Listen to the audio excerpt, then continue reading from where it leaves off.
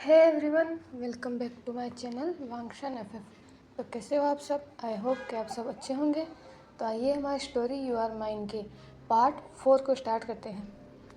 अगर आप मेरे चैनल में नए हो तो मेरे चैनल को सब्सक्राइब कर दीजिए, वीडियो को लाइक कीजिए और कमेंट करके मुझे ज़रूर बताया कीजिए कि आपको एफएफ कैसा लग रहा है। आपके प्यारे प्यारे कमेंट से बहुत ज़्यादा मोटिवेशन मिलता है और इतने प्यारे प्यारे कमेंट करने के लिए थैंक यू सो मच। तो आइए पार्ट को स्टार्ट करते हैं। प्रीवियस पार्ट हमने देखा था वांग जी की तरफ से कि वांग जी कहाँ रहता है और उसको कैसे ट्रीट किया जाता है। अब देखते हैं आगे। नेक्स्ट मॉर्निंग हो चुकी थी। सभी लोग धीरे धीरे अपने कामों में बिजी हो रहे थे। बीजिंग की स्ट्रीट लोगों से भर रही थी। गाड़ियाँ सड़कों पर चलना स्टार्ट हो चुकी थी और सभी वर्कर्स अपने अपने काम पर जाने लगे थे। वहीं वांग जी भी अब ऑफिस आ चुका था। वो आकर अपने डेस्क पर बैठ गया।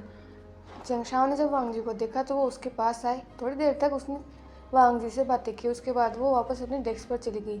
लगभग आधे घंटे तक वहाँ बैठने के बाद अचानक वांग जी को वेनिंग की आवाज़ सुनाई देती है। जब वो ऊपर देखता है तो देखता है कि विंग का असिस्टेंट वेनिंग वांग जी की तरफ देखता है और कहता है, मिस्टर लेन, आपको सीईओ ने उनकी केबिन में बुलाया है।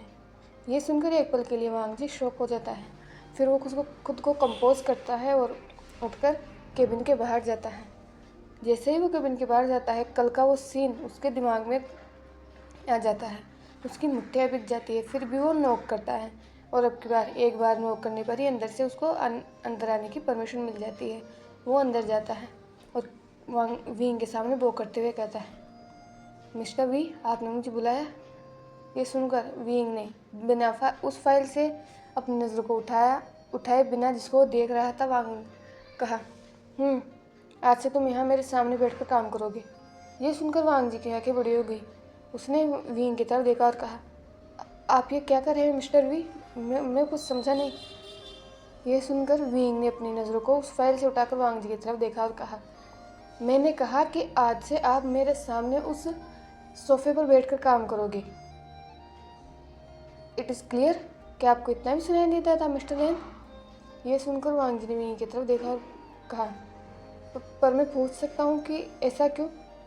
यह सुनकर विंग ने फिर से वांग जी की तरफ देखा और कहा, क्योंकि मैं चाहता हूँ और अब तुम मुझे रिजेक्ट नहीं कर सकते। मैंने तुमसे कल ही कहा था कि अब तुम सिर्फ वो करोगे जो मैं कहूँगा, इसलिए आज से तुम वहाँ काम करोगे। यह सुनकर वांग जी ने बस विंग की तरफ देखा और विंग वांग जी की तरफ देख रहा था। थोड़ी देर तक वो एक दूसरे की आंखों में ही देख रहे थे, जैसे एक दूसरे से ही सवाल पूछना चाहते हो। पर वांग जी ने फिर खुद को एक्सक्यूज़ किया और अपने जितने भी इम्पोर्टेंट डॉक्यूमेंट्स या फिर जो भी काम करने का सामान था उसको विंग की केबिन के अंदर लेकर आ गया। वहीं दूसरी तरफ आज यीलिंग कॉरपोरेशन में एक अनएक्सपेक्टेड गेस्ट की एंट्री हुई थी। वो कोई नहीं बल्कि सोंग जियांग था।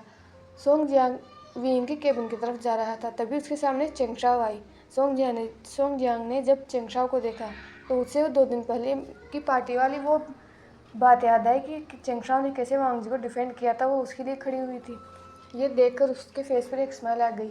उसने चेंगशाओ की तरफ देखते हुए कहा, थैंक यू मिस चेंग, मुझे खुशी है कि आप वांग जी पर भरोसा करती हो। ये सुनकर चेंगशाओ ने बस नोट किया। चेंगशाओ ने जियांग की तरफ देखा और कहा, आपने भी उस दिन कुछ कहने की कोशिश की थी। मैं जानती हूँ अब मैं जो पूछने जा रही हूँ उसका मुझे कोई हक नहीं है, लेकिन फिर भी क्या आप मुझे बता सकते हो कि हमारे बॉस और वांग जी के बीच में आखिर रिश्ता क्या है? यह सुनकर सोंग जियांग ब्रेक ले लेता है। उसने कहा, क्या? चेंगशाओ ने जियांग की तरफ देखा और कहा, मैं वांग जी को पिछले 3 साल से जानती हूँ और मैंने उसे बहुत अच्छी तरह से देखा है। कुछ तो हुआ है उसके साथ, नहीं तो वो ऐसा पर्सन नहीं है। प्लीज़ क्या तुम मुझे बता सकते हो? ये सिर्फ मैं इसलिए जानना चाहती हूँ क्योंकि मैं वांग जी के लिए कंसर्न हूँ।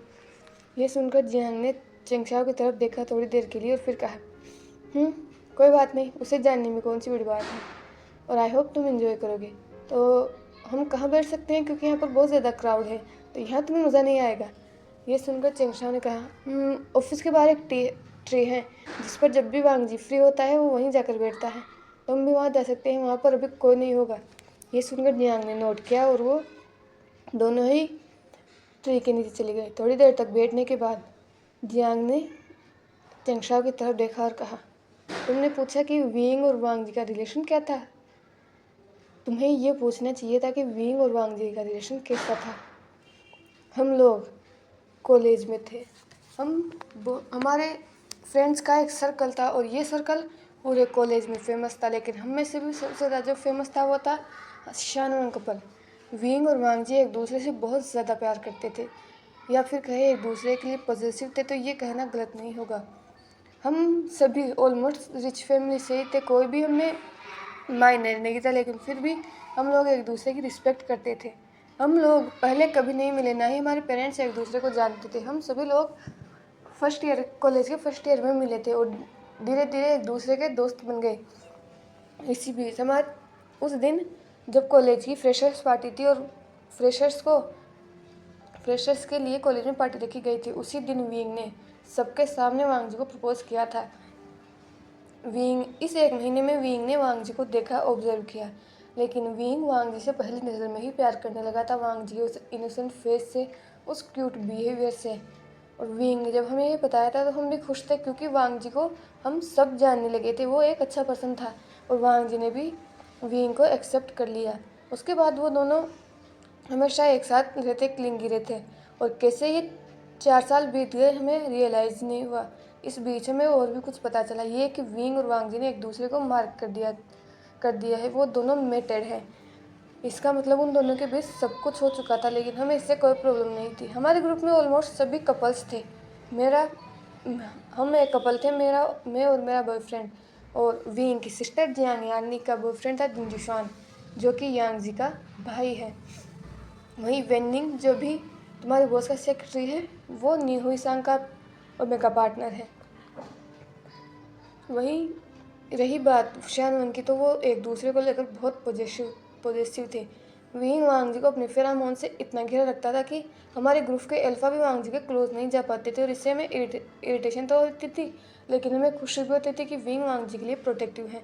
और वहीं वांग जी, एक बार हम सभी कैफेटेरिया में बैठे हुए थे, तभी एक लड़की आई ओमेगा, और उसने विंग को प्रपोज किया। विंग ने उसे सिंपली मना कर दिया कि वो किसी और से प्यार करता है, और शायद वो लड़की नई थी और थोड़ी सी एरोगेंट थी, इसीलिए उसने विजान को ऑफर देना स्टार्ट किया कि वो उसके लिए कुछ भी कर सकती है। विजान को उससे ज़्यादा प्रिटी ओमेगा गर्ल मिली गई नहीं।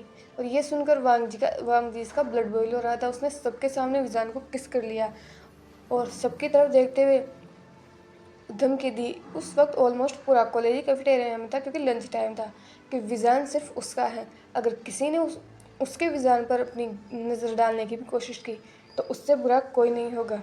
उसके बाद से विजान और इबो को किसी ने अप्रोच नहीं किया। हम सभी लोग बहुत खुश थे, और सबसे ज़्यादा खुश विजान था, क्योंकि हमारे फेयरवेल के दिन विजान इबो को प्रपोज करना चाहता था शादी के लिए।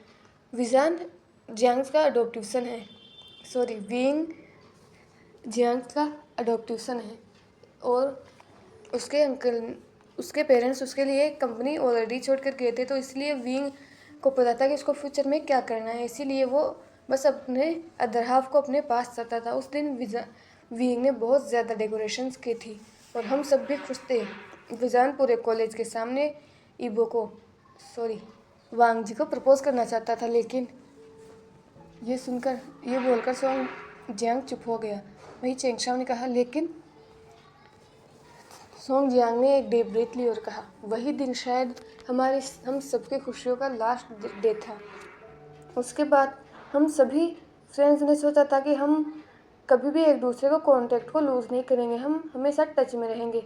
लेकिन उस दिन हमने वांग जी का वेट किया, लेकिन वांग जी नहीं आया, और ये देखकर हम लोग शॉक थे। वांग जी ने हम में से किसी को इन्फॉर्म नहीं किया।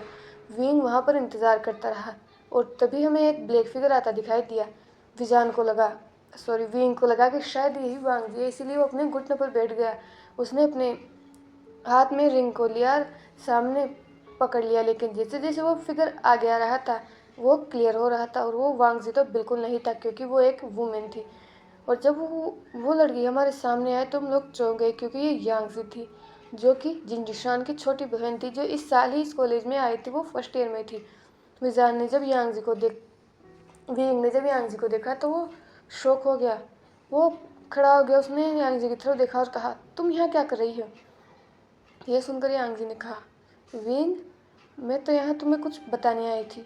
ये सुनकर वी ने कहा, और क्या? इसके बाद यांग जी ने अपने पास से एक लेटर निकाला और उसको विजान को दिया। विजान ने उस लेटर को लिया और कन्फ्यूजन में यांग जी की तरफ देखा। यांग जी ने विंग की तरफ देखा और कहा, यह लेटर वांग जी का है और उसने मुझे दिया है। वो यहाँ नहीं आना चाहता। ये सुनकर विंग कन्फ्यूज हो गया। उसके बाद हम सबने वांग जी को कॉल करने की कोशिश की, लेकिन वांग जी ने किसी का कॉल नहीं उठाया।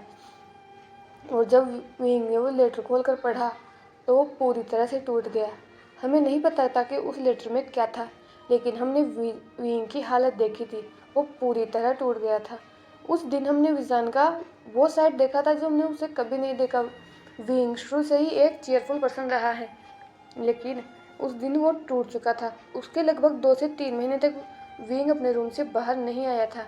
उसकी मॉम उसको कंसोल करके खाना तक खिलाती थी, लेकिन विंग अपने रूम में बैठा बस वांग जी की तस्वीर को ही देखा करता और उससे बस सवाल पूछा करता कि आखिर उसने क्या गलती की थी तो जो वांग जी से छोड़ कर चला गया। हमने विंग से उस लेटर को लेने की कोशिश की, लेकिन उस लेटर में क्या था ये हमें कभी पता नहीं चला। और हम सब इस चीज़ से बहुत ज़्यादा दुखी थे और वांग जी को लेकर गुस्सा थे। हमारा पूरा फ्रेंड सर्कल बर्बाद हो चुका था। हम वांग जी से नफरत करने लगे थे। हम सब ने सोच लिया था कि अगर वांग जी हमारे सामने आएगा तो हम उसे एक अच्छा सा लेसन सिखाएंगे। ऐसे ही अब 6 से 7 महीने बीत चुके थे और एक दिन जब मैं मार्केट में था तब मैंने वांग जी को देखा और मेरा ब्लड बॉयल होने लगा। मैंने जब उससे जाकर पूछा कि उसने ये सब क्यों किया, लेकिन जो कुछ उसने मुझे बताया उसके बाद मेरे पास उससे नफरत करने का कोई रीज़न ही नहीं रह गया था। उसके साथ जो हुआ उसके कंपैरिजन में विजान के साथ विंग के साथ जो हुआ वो तो शायद कुछ भी नहीं था। लेकिन इससे पहले कि मैं वांग जी को बता पाता या फिर उससे पूछ पाता कि उसने ये लेटर क्यों भेजा है, उसमें आखिर क्या था जिसने विंग को इतना तोड़ कर रख दिया, उससे पहले ही उसे जाना पड़ा। वो बहुत डरा हुआ था और जैसे तुम अब देखते हो उस पर वो निशान आज से 5 साल पहले से ही थे। लेकिन जाने के बाद मैंने उसको ढूंढने की कोशिश की, लेकिन मुझे वो मिला ही नहीं। मैंने चाइना में हर जगह उसे ढूंढने की कोशिश की, लेन फैमिली को ढूंढने की कोशिश की, लेकिन जैसे लेंस इस चाइना से गायब हो चुके थे। हमने बस एक न्यूज़ सुनी थी लेन चिलिन के एक्सीडेंट की, उसके बाद हमने कुछ सुना ही नहीं। और वो भी सिर्फ शायद मैं नहीं सुनी थी क्योंकि और किसी फ्रेंड ने इस बात का जिक्र नहीं किया। ये सुनकर उसने चेंगशाओ की तरफ देखा जो शौक में उसको देख रही थी। फिर थोड़ी देर के साइलेंस के बाद जियांग ने कहा, तो तुम्हें पता चल गया कि उन दोनों के बीच क्या हुआ था? मुझे नहीं पता कि उस लेटर में क्या था, पर शायद ये मिसअंडरस्टैंडिंग थी और मैं अच्छी तरह से जानता हूँ ये कौन कर सकता है। ये सुनकर चेंगशाओ ने जियांग की तरफ देखा और कहा, यांग जी। ये सुनकर जियांग ने बस नोट किया और कहा, पर हमारे पास उसके खिलाफ अभी कोई सबूत नहीं है और मुझे नहीं लगता कि विंग हम पर भरोसा करेगा, लेकिन फिर भी मैं उसे बताना चाहता हूँ ताकि वो अवेयर रहे। वही आज मैं वांग जी से मिलने आया था। मुझे नहीं पता था कि वो यहाँ काम करता है। अगर मुझे पता होता तो मैं पहले ही उससे मिलने आ जाया करता। उसकी हालत इतनी ख़राब ना हुई होती। ये सुनकर चेंगशाओ ने कहा, तो आपने विंग को क्यों नहीं बताया कि वांग जी आपको मार्केट में मिला था या फिर वांग जी के साथ जो कुछ भी हुआ? यह सुनकर सोंग जिया ने एक डीप ब्रीथ ली और कहा, उसने मुझे मना किया था। उसने कहा था कि मैं ये बात किसी से ना कहूँ। अगर किसी को पता चला तो उसकी जान खतरे में आ सकती है और वो ये नहीं चाहता। उसका एक ऐसा प्रीशियस पर्सन किसी के पास है जो अगर वांग जी ने कुछ भी गलत किया तो उस पर्सन की ऊपर कोई भी खतरा आ सकता है और वांग जी बिल्कुल नहीं चाहता, इसीलिए उसने मुझे मना कर दिया। ये बात सिर्फ मेरे बॉयफ्रेंड हाउशान को पता है और इसके अलावा कोई नहीं जानता। ये सुनकर चेंगशाओ ने नोट किया। वह जियांग की तरफ देखते हुए कहा, मुझे नहीं पता उस दिन क्या हुआ कि वांग जी क्यों नहीं आया, लेकिन मैं वांग जी पर भरोसा करता हूँ। उस लेटर में जो कुछ भी लिखा था वो सब झूठ होगा और वो लेटर अगर यांग जी ने दिया था तो मैं 100% श्योर हूँ कि उसमें जो कुछ लिखा था वो सब झूठ है। ये सुनकर जियांग ने डीप ब्रीथ ली और कहा, काश ऐसा होता, लेकिन उस लेटर में हैंड राइटिंग वांग जी की थी और ये बात मुझे चेंग ने बताई थी। उसके बाद वो दोनों वहाँ पर साइलेंस हो जाता है और वही हम विंग के केबिन में देखते हैं जहाँ पर वांग जी अपना काम कर रहा था, वहाँ पर बैठा और विंग अपना काम कर रहा था। उस पूरे केबिन में बस साइलेंस था। कभी कभी लैपटॉप पर उंगलियां चलने की आवाज़ें आ रही थी, नहीं तो और वो पूरा केबिन शांत था। और अब लंच टाइम हो चुका था। लंच टाइम के 5 मिनट पहले विजान अपनी जगह से उठा और वो बाहर चला गया। वांग जी ने जब देखा कि विंग बाहर चला गया है, उसने एक डीप ब्रीथ ली और केबिन डोर की तरफ देखा और वो थोड़ा सा सोफे पर लीन हो गया। वो सच में थक चुका है। आज उसने पूरा दिन अपने फेस को नीचे रखा इस डर से कि कहीं वो विंग को ना देख ले। थोड़ी देर बाद उस ऑफिस पर नॉक हुआ और वेनिंग अंदर आया। उसके हाथ में फूड प्लेट थी जिसमें बहुत सारा फूड था। वांग जी ने जब उसे देखा तो वो कंफ्यूज हो गया। उसे लगा कि शायद वेनिंग यहाँ बैठकर खाना खाना चाहता होगा, इसीलिए उसने सोफे पर वेनिंग को जगह दे दी। लेकिन वेनिंग ने उस फूड प्लेट को सोफे के सामने वाले टेबल पर रखते हुए कहा, मिस्टर लेन, आपका फूड। ये सुनकर वांग जी ने कन्फ्यूजन में वेनिंग की तरफ देखा और कहा, मेरा फूड? लेकिन मैंने कोई ऑर्डर नहीं किया मिस्टर वेन। ये सुनकर वेनिंग एक पल के लिए चुप हो गया। फिर उसने कहा, आज एक एम्प्लॉय का बर्थडे, तो उसने सभी एम्प्लॉयज़ को मेल का ट्रीट दिया है, इसीलिए ये मैं आपके लिए लेकर आया हूँ। ये सुनकर वांग जी ने अपनी आंखों को नैरो किया और वेनिंग की तरफ देखा। और इससे पहले कि वो कुछ और पूछ पाता, वेनिंग ने बो किया और कहा, प्लीज़ आप लंच कर लीजिए, मैं जा रहा हूँ, मुझे और भी काम है। ये बोलकर वो वहाँ से चला गया। वांग जी को पहले तो अजीब लगा, लेकिन उसे भूख लग रही थी। उसने कल रात से कुछ नहीं खाया था और ना ही आज सुबह उसने ब्रेकफास्ट किया था, इसलिए वो खाने लगा। जैसे ही उसने पहला बाइट अपने माउथ में रखा, उसकी आंखें बंद हो गई। कितने ही दिनों बाद उसने इतना डिलीशियस फूड खाया है, वरना तो जिन्स हमेशा बचा कुचा फूड ही उसके लिए रखते हैं। यहाँ तक कि उस मेंशन के सर्वेंट्स तक को अच्छा खाना मिलता है, लेकिन वांग जी को नहीं मिलता। वांग जी ने उस फूड को लगभग आधे घंटे में फिनिश कर लिया और जैसे ही उसने फिनिश किया, फिर से वेनिंग अपीयर हुआ और उस प्लेट को लेकर बिना कुछ कहे वहाँ से चला गया। अब तो वांग जी को और ज़्यादा शक हो रहा था। और जैसे ही वेनिंग वहाँ से गया, उसके लगभग 10 मिनट बाद ही विंग वापस केबिन में आ गया और फिर से वो दोनों अपना काम करने लगे।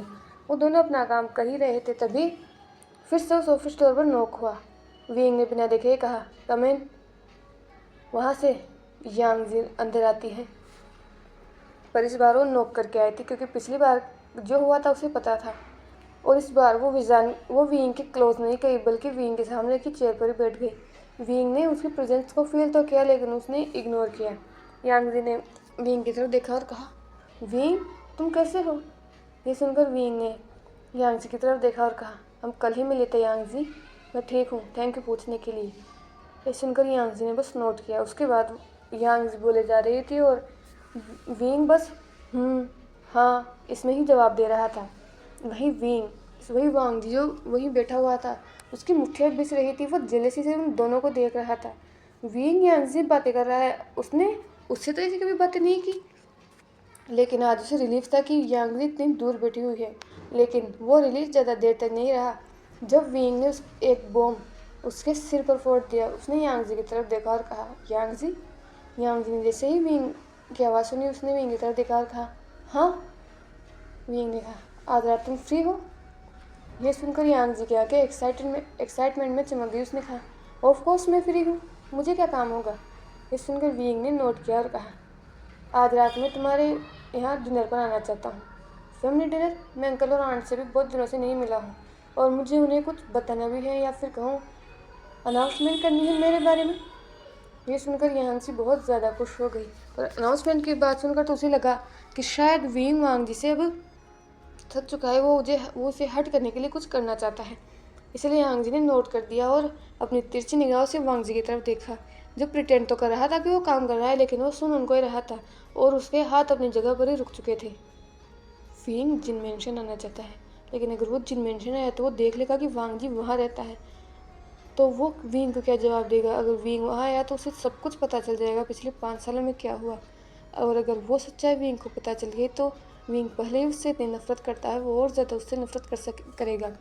यही सोचकर वांग जी के हाथ रुके हुए थे, लेकिन यांग जी बहुत खुश थे। उन्होंने अपने मन में सोचते हुए कहा, तो फाइनली वो दिन आ ही गया जब मैं तुम्हें अपनी औकात दिखाऊंगी। आज रात जब विंग हमारे घर आएगा तो उसे पता चल जाएगा कि तुम्हारी औकात क्या है, तुम किसके लायक हो। यही सोचकर यांग जी के फेस पर एक स्मिक आ गया। उसके बाद यांग जी थोड़ी देर वहाँ से उठती है और तैयारियां करने के लिए वहाँ से चली जाती है। वो दिन ऐसे ही बीत चुका था और आज वांग जी आधा घंटा ज़्यादा ऑफिस में रुका था, क्योंकि वो घर जाना ही नहीं चाहता। वो जानता है कि विंग आज वहाँ आने वाला है और क्या होने वाला है शायद वो ये भी जानता है। वही विंग विंग भी वही था जब तक वांग जी काम कर रहा था, लेकिन जब ऑफिस आवर्स खत्म हो गए तो वो खुद ही खड़ा हुआ। उसने वांग जी की तरफ देखा और कहा, मिस्टर लेन, ऑफिस आवर्स खत्म हो चुके हैं और मुझे नहीं लगता कि आज आपके पास कुछ ज़्यादा काम था, तो आप जा सकते हैं। ये सुनकर वांग जी ने विंग की तरफ देखा और बस नोट किया और अपने सामान को लेकर वहाँ से चला गया। वही विंग ने वांग जी की बैग को देखते हुए अपने मन में सोचा, बहुत हो गया, आज सब कुछ सामने आ जाएगा, सबका पर्दाफाश हो जाएगा। जिसने जो कुछ भी किया है सबको अपना हिसाब चुकाना होगा। ये सब उसने वांग जी की गायब होती बैग को देखते हुए कहा था। उसकी आंखों में गुस्सा था बहुत ज़्यादा। उसके बाद वांग जी अपने घर जा चुका था, लेकिन आज लिटरली वो फिर से आधा घंटा लेट था, इसीलिए मैडम जी ने उस पर चिल्लाई, लेकिन वांग जी को उससे कोई फ़र्क नहीं पड़ रहा था। और कैसे भी उसने अपनी हिम्मत कर मैडम जी से ये कहा कि आज उसकी तबीयत बहुत ज़्यादा ही ख़राब है, वो आज डिनर तो बना देगा लेकिन वो उनको सर्व करने के लिए नहीं आ सकेगा। वहीं मिसेस जिन, जो शायद उसे मना कर देती, लेकिन यांग जी ने उसे मना नहीं करने दिया। उसने कहा कि मॉम, आज गेस्ट आ रहे हैं और आपको पता है ना कि वो कितने स्पेशल गेस्ट हैं, तो इसका तो यहाँ होना ज़रूरी है। वैसे भी कुछ लोगों को पता होना चाहिए कि उनकी औकात क्या होती है। ये उसने वांग जी की आंखों में देखते हुए कहा था और वांग जी की बस मुट्ठियाँ बिस रही थी। वहीं अब रात के लगभग 8 बज चुके थे। वांग जी ने पूरा डिनर रेडी कर दिया था और वो लोग किचन में अभी भी थे। तभी जिन्स की डोरबेल रिंग होती है। आज विंग आने वाला था, इसलिए पूरी जिन फैमिली वही थी। जिन गोंगशान से लेकर मेंग्याओ तक सभी वहीं थे।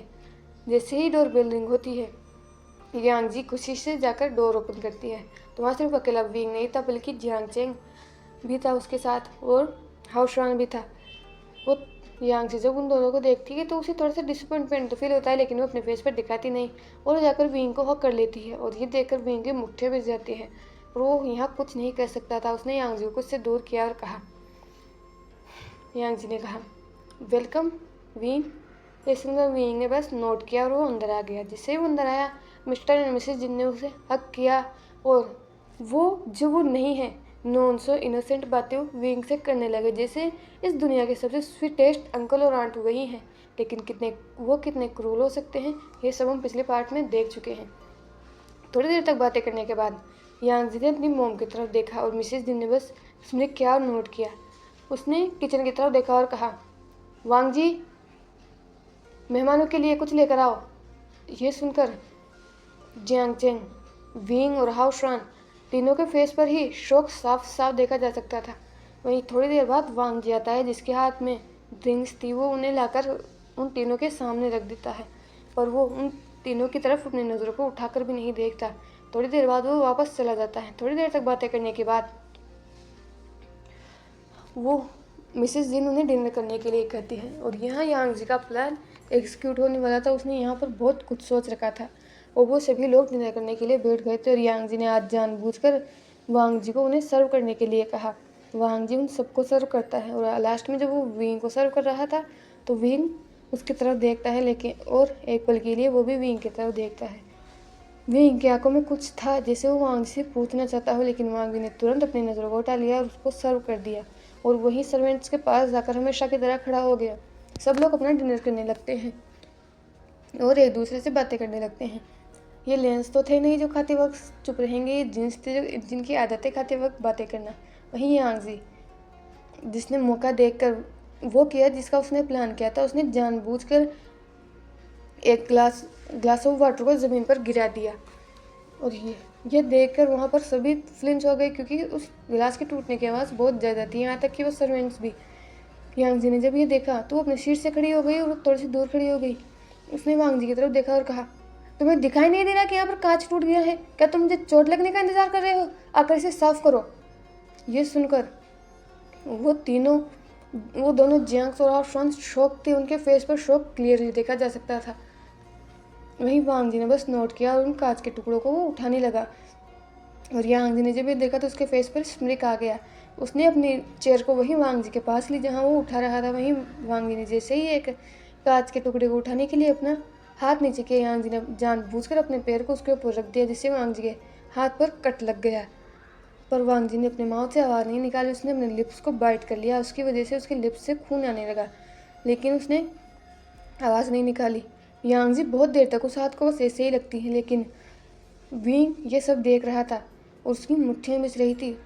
उसने अचानक कुछ ऐसा किया जो शायद यांग जी ने कभी भी नहीं सोचा होगा। विंग ने यांग जी के हाथ पर अपना हाथ रखा और ये देखकर यांग जी शॉक थी, इसीलिए उसका ध्यान पूरा विंग पर चला गया और उसका वो पैर ढीला हो गया, जिससे वांग जी ने अपने हाथ को हटा लिया और जल्दी से उस कांच के टुकड़ों को साफ कर वो वहाँ से चला गया।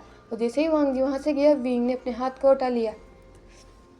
ये भी यांग जी ने जब देखा कि विंग ने अपने हाथ को हटा लिया, लेकिन थोड़ी देर पहले के एक्शन से वो बहुत ज़्यादा खुश थी। उसके बाद वो सभी जिन्स डिनर करते हैं और वापस सब लिविंग रूम में आ चुके थे। विंग ने जिन से कुछ कहा जिससे वो बहुत ज़्यादा खुश थे। एक्चुअली विंग जिन्स के साथ बिजनेस करना चाहता था। अभी तक ईलिंग कॉर्पोरेशन का जिन्स के साथ ज़्यादा कोई कोलेबोरेशन नहीं था, लेकिन अब विंग करना चाहता था। इसीलिए उसने कहा कि वो जिन्स के साथ एक डील साइन करना चाहता है और इसके लिए वो जिन्स से बात करना चाहता है। तो जिन्स कल उनके ऑफिस में आ सकते हैं, जिससे वो लोग बात कर सके और डील को साइन कर सकें। ये सुनकर जिनगोंगशा और मेंग्या बहुत ज़्यादा खुश थे, यहाँ तक कि उनके फेस पर एक स्मित था, जैसे वो कुछ लोग प्लान कर रहे हो। वहीं विंग का अब जाने का समय था। वो खड़ा हुआ और उसने जिन फैमिली की तरफ देखा और कहा, thank you for the dinner, और मैं आपको कुछ बताना चाहता हूँ। ये सुनकर सभी जिन्स ने विंग की तरफ देखा। विंग ने कहा, तो एक काम तो हो ही रहा है कि हमारी कंपनी फिर से कोलेबोरेट होना चाहती है, और एक और बात, 1 हफ्ते बाद मैं एंगेजमेंट कर रहा हूँ। ये सुनकर जिन्स पहले तो शौक थे, लेकिन फिर उनके फेस पर खुशी साफ साफ देखी जा सकती थी। उन्हें लगा क्योंकि जिन्स के साथ विंग का कोलेबोरेट हो रहा है, इसका मतलब ये शादी जिन फैमिली में से ही होने वाली थी, और ऑफ कोर्स और तो कोई अनमेरिड था नहीं, सिर्फ यांग जी अनमेरिड थी। इसका मतलब विंग यांग जी से शादी करना चाहता था। वहीं वांग जी जो ये सब किचन से ही सुन रहा था, उसकी मुट्ठियाँ बिछ रही थी, क्योंकि सबको समझ आ रहा था कि विंग का इशारा किस तरफ था। उसने कहा, आंट अंकल 1 हफ्ते बाद मिलते हैं, तैयार रहना, मैं आपके लिए इनविटेशन कार्ड भिजवा दूंगा। ये सुनकर जिन्स ने ईगरली नोट किया और वो लोग बहुत खुश थे। उसके बाद विंग एक लास्ट बार उस किचन की तरफ देखते हैं जहाँ से वांग जी जब से अंदर गया है तब से वापस बाहर नहीं आया है, और उसके बाद वो तीनों ही जिन मेंशन से चले जाते हैं। वहीं वांग जी जो अब अपने रूम में आ चुका था, वो अपने बेड पर बैठा उसी शर्ट को देख रहा था जो विंग की थी। उसके दिमाग में बहुत सारे सवाल चल रहे थे। तो फाइनली विंग ने मूव ऑन करने का सोच ही लिया। वो शादी कर रहा है। अच्छा है, कोई तो आगे बढ़ रहा है। यही सोचकर एक लॉन्ग टीयर उसकी आंखों से बह जाता है। अब नेक्स्ट मॉर्निंग हो चुकी थी। हमेशा की तरह वांग जी टाइम पर ऑफिस पहुंचा, और जैसा कि विंग ने उससे कहा था, वो उसी ऑफिस में बैठकर काम कर रहा था। और विंग ने जैसा कल रात कहा था, जिन्स भी वहाँ आए थे, और वांग जी को बहुत ज़्यादा अनकम्फर्टेबल फील हो रहा था, क्योंकि वो सभी बिजनेस की बातें कर रहे थे। और उन बातों को सुनकर वांग जी की मुट्ठियाँ बस बिछ रही थी। वो नहीं चाहता था कि विंग इनके साथ काम करे, और उसने डिसाइड कर लिया था कि शायद विंग उससे बात करे या ना करे, उसकी बात माने या ना माने, लेकिन वो उन्हें जिन्स के साथ तो बिजनेस नहीं करने देगा, क्योंकि वो इन्हें जानता है। ये कितनी हद तक गिर सकते हैं ये वो भी जानता है। इसलिए उसने डिसाइड कर लिया था कि जिन्स के जाने के बाद वो बात करेगा। वही लगभग 2 से 3 घंटे की मीटिंग के बाद फाइनली वो डील साइन हो चुकी थी। जिन्स ने विंग के साथ उस पेपर पर साइन कर दिया था, और इस मीटिंग में मेंग्या और जिनगोंगशान आए थे। उसके बाद वो लोग विंग के साथ लंच करते हैं और वहाँ से चले जाते हैं। लंच के बाद विंग वापस अपने केबिन में आ चुका था, और वांग ने देखा कि विंग जब वापस आ चुका है तो वो खड़ा हुआ और वो विंग के पास गया। विंग ने जब देखा कि वांग जी उसके सामने खड़ा है, तो उसने वांग जी की तरफ देखा और कहा, तुम्हें क्या चाहिए? यह सुनकर वांग जी ने विंग की तरफ देखा और कहा, जिन्स के साथ ये बिजनेस डील मत करो। यह सुनकर विंग ने शॉकिंगली वांग जी की तरफ देखा और कहा, और मैं ऐसा क्यों ना करूं? आखिर मुझे इससे इतना बड़ा फ़ायदा हो रहा है। मेरी कंपनी इससे और ज़्यादा हाइट्स पर पहुंच जाएगी, तो मैं क्यों ना ये डील साइन करूं? और तुम होते कौन हो मुझे बताने वाले? क्या तुम मेरे बिजनेस पार्टनर हो या फिर मेरी वाइफ हो जो तुम मुझे सब बता रहे हो? ये सुनकर वांग जी की मुट्ठियाँ भिज गई। उसने अपनी हेड को लो करते हुए कहा, मैं जानता हूँ मेरा ये कहने का कोई हक नहीं है, लेकिन मैं सिर्फ तुम्हारी भलाई के लिए कह रहा हूँ। ये जिन्स जितना सीधा दिखते हैं उतना सीधा है नहीं। प्लीज़ इनके साथ ये डील मत करो। ये सुनकर विंग ने वांग जी की तरफ देखा और उसकी तरफ बढ़ने लगा। उसने वांग जी की वेस्ट में अपना हाथ डाला और उसे अपने बिल्कुल क्लोज खींच लिया और उसको फ्लिप करते हुए विजान विंग जिसकी टेबल वही थी उस पर पिन कर दिया। उसने वांग जी की तरफ देखा और कहा, और तुम किस हक से मुझे ये कह रहे हो? जब तुम्हें कोई फ़र्क नहीं पड़ा इन 5 सालों में कि मैं क्या कर रहा था, तुमने जब ये ज़रूरी नहीं समझा कि तुम्हारे साथ क्या हो रहा है, तुमने मुझे बताओ तो अब तुम मुझसे क्यों एक्सपेक्ट कर रहे हो कि मैं तुम्हारी बात मानूं? ये सुनकर वांग जी ने विंग की तरफ देखा। अब उसकी आंखों में आंसू आ चुके थे। विंग ने जब वांग जी के आंसुओं को देखा तो वो खुद को अब कंट्रोल नहीं कर पाया। वो वांग जी के ऊपर लीन हुआ और अपने लिप्स को उसके लिप्स पर रख दिया। और ये देखकर वांग जी की पूरी बॉडी में जैसे करंट दौड़ गया। 5 साल हो चुके थे उन दोनों को एक दूसरे को देखे हुए और इतने क्लोज आए हुए तो वो शायद बहुत ही दिन, लेकिन विंग वांग जी के लिप्स को किसी हंग्री पर्सन की तरह किस कर रहा था, जैसे इन 5 साल के दूरियों को वो बस मिटा देना चाहता हो। जितना भी पेन उसने इन 5 सालों में सहा हो, वांग जी को बता रहा हो कि वो कितना पेन में था।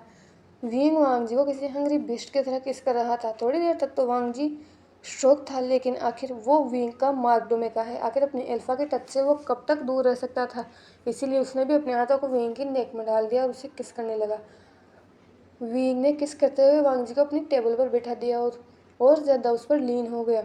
उसे जब लगा कि वांग जी अबाउट ऑफ ब्रीथ हो गया तो उसने वांग जी के लिप्स को छोड़ दिया और उसकी नेक पर किस करने लगा। वो उसकी नेक पर ही किस दे रहा था ताकि सबको पता चले कि वांग जी किसका है।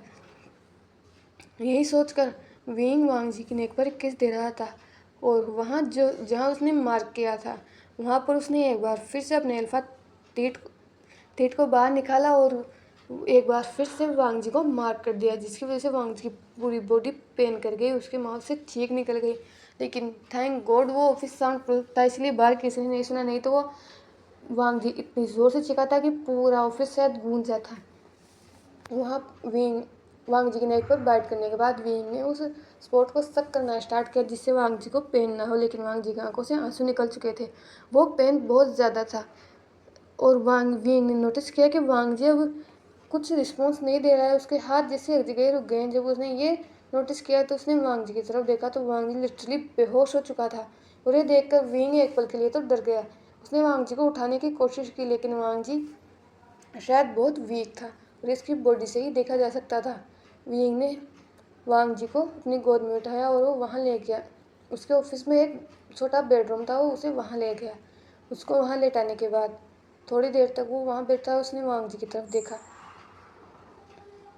उसने वांग जी के फोरहेड पर किस किया, उसके बाद उसकी नोज़ पर और उसके बाद उसके दोनों चीक्स पर और फिर उसके लिप्स पर वो किस करने लगा। लगभग 5 मिनट तक किस करने के बाद वो अलग हुआ और फिर एक बार उसने उसके मार्ग पर किस किया और फिर शॉकिंगली वो अपने हाथों को वांग जी की बेली पर ले गया। उसने वहाँ से उसकी शर्ट को ऊपर किया और उसकी बेली पर किस किया और ये करते हुए विंग की आंखों में आंसू आ चुके थे। विंग ने वांग जी की तरफ देखा और कहा, बहुत हो गया, बहुत सह लिया तुमने, लेकिन अब नहीं, अब तुम उस हेल में वापस नहीं जाओगे। यही बोलकर विंग ने फिर से वांग जी को अपनी बाहों में ब्राइडल स्टाइल कैरी किया और उस ऑफिस के बैक डोर से वो वांग जी को बाहर ले आया। बाहर जब आया उसने देखा कि वेन्यू उसकी कार के पास ही खड़ा है। उसने वांग जी को कार की बैक सीट पर आराम से लेटा दिया और वो खुद आगे आ गया। उसने वेन्यू की तरफ देखा और कहा, किसी को नहीं पता चलना चाहिए कि मैं कहाँ जा रहा हूँ। 1 हफ्ते तक कंपनी की जिम्मेदारी तुम पर है।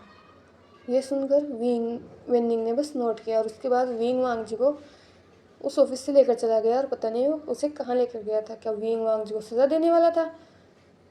तो हे एवरीवन, आज के लिए बस इतना ही। प्लीज़ कमेंट में बताइए कि मुझे आपका ये पार्ट कैसा लगा। आई नो आज का पार्ट थोड़ा सा मिसी था या फिर मैंने कई जगह नेम में गलतियाँ भी की होगी, लेकिन सच में आज मेरा माइंड भी मिस था। लेकिन मुझे आप लोगों के इतने प्यारे प्यारे कमेंट आए थे कि मैं वीडियो रिकॉर्ड करने से खुद को रोक ही नहीं पाई। तो प्लीज़ कमेंट में बताना कि आपको ये पार्ट कैसा लगा और अब विंग वांग के साथ क्या करने वाला है और क्या विंग सच में यांग से इंगेजमेंट कर लेगा और विंग ने अचानक ही जिन्स के साथ डील साइन क्यों की और क्या आप लोग बता सकते हो कि वांग जी ने विंग को जिन्स के साथ वो डील साइन करने के लिए आखिर मना क्यों किया? अगर कोई सोच सकता है तो please comment box all viewers अपने थॉट्स मेरे साथ शेयर कीजिए एंड अपने प्यारे प्यारे कमेंट्स करते रहिए। Stay safe, stay